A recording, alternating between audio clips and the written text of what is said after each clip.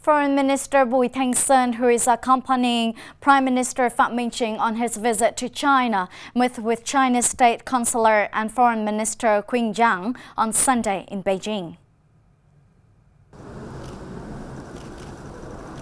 At the meeting, Minister Bùi Thanh Sơn shared with his Chinese counterpart that Vietnam regards relations with China as its top priority, pursues the One China policy with a clear-cut stance, and firmly supports the development and growth of socialism with Chinese characteristics. For his part, Minister Qin Zhang said China regards Vietnam as a priority in its neighborhood diplomacy and attaches great importance to the Prime Minister's visit.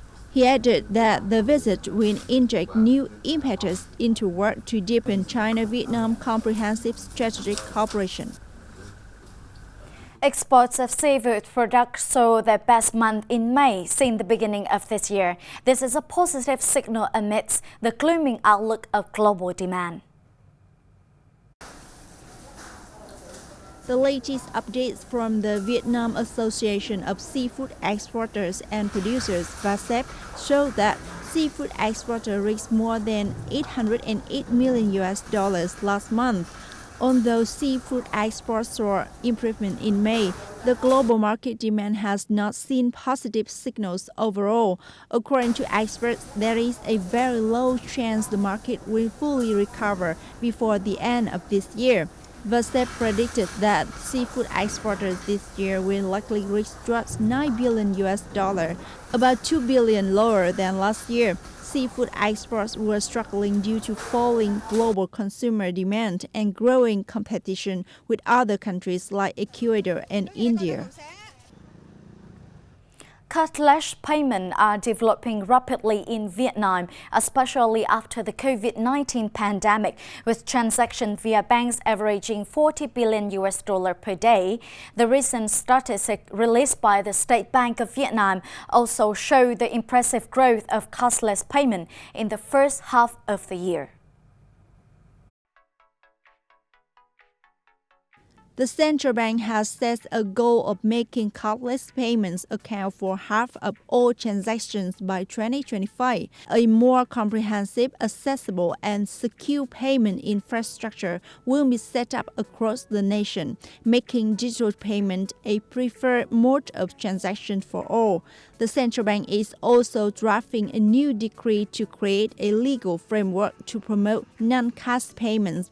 According to an SBV report, more than 75% of adults across the countries currently have a bank account. Interbank electronic payment transactions increased by about 53% year-on-year in terms of volume in the first 4 months of this year. Payment via QR code had the most impressive growth, with an increase of more than 160% in quantity and 36% in value. Photo exhibition spotlights Vietnamese-Lao world heritages. Sapa tourism enjoys a boom. A photo exhibition on world heritages of Vietnam and Laos, the first of its kind in Laos, took place in Vientiane last week. Photos on the place were taken by various Vietnamese and Lao photographers, authentically capturing the current beauty, value, and vitality of the heritages. Jointly organized by the Vietnamese Department of Fine Arts, Photography and Exhibitions and Vietnam Cultural Center in Laos, the event introduced 180 photos, including 160 capturing 26 heritages of Vietnam, such as Hội An Ancient Town, Mỹ Sơn Sanctuary, Thăng Long Imperial Citadel, and Hạ Long Bay, Huế Court Music, and 4 heritages of Laos, including the ancient capital of Luang Prabang, Plant of Jazz, and Kênh Music. The exhibition remains open to the public in the capital until the end of July before moving to other Lao localities. Over 120 years of establishment and development, Sapa has becoming a favorite destination of domestic and international tourists.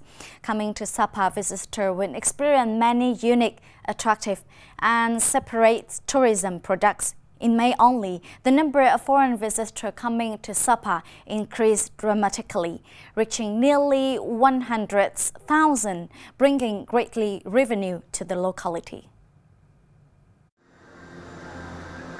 This group of Australian tourists choose Sapa as the second stop for their first traveling in Vietnam.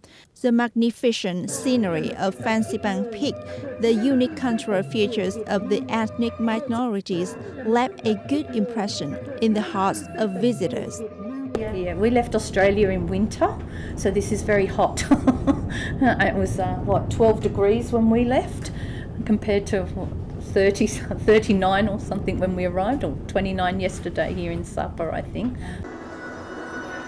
Sapa tourism is endowed by nature with cool climate, majestic scenery, and cultural treasures of unique ethnic groups, so tourists coming here often have many options to visit, according to their needs and preference. Individually, with a fresh and cold climate, Sapa is an ideal choice for tourists to relax in the hot summer. The weather is so cold for me, but I have a good experience since I arrived in Vietnam. In May this year, Sapa attracted nearly 100,000 international visitors, a sharp increase compared to the same period last year. In 2023, Sapa will celebrate 120 years of establishment and development of the tourism industry. With many activities scheduled to be organized, it will create highlights to attract visitors in the coming time. That's the end of today. Thanks for your watching and see you next time.